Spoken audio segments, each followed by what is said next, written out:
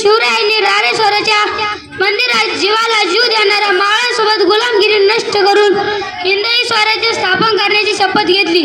स्वराज्याची निर्मिती करणे काही सोपी गोष्ट नव्हती. त्यावेळी सर्वत्र गुलामगिरी होती आणि समोर होते बलाढ्य शत्रू. निजामशाह, आदिलशाह, मुलगा बादशाह अशा तिन्ही बलाढ्य शत्रूंनी त्यांनी लढा दिला. बाजीप्रभू देशपांडे, तानाजी मालुसरे, मुरारबाजी अशा अनेक मावळ्यांनी शूरवीरांनी आपल्या राजांना शिवरायांना साथ दिली. अशक्यप्राय अशा हिंदवी स्वराज्याची निर्मिती झाली. मी शेवटी एवढंच बोलेल की आली किती गेली किती उडू गेले वारारा, आली किती गेली किती उडू गेले वारारा.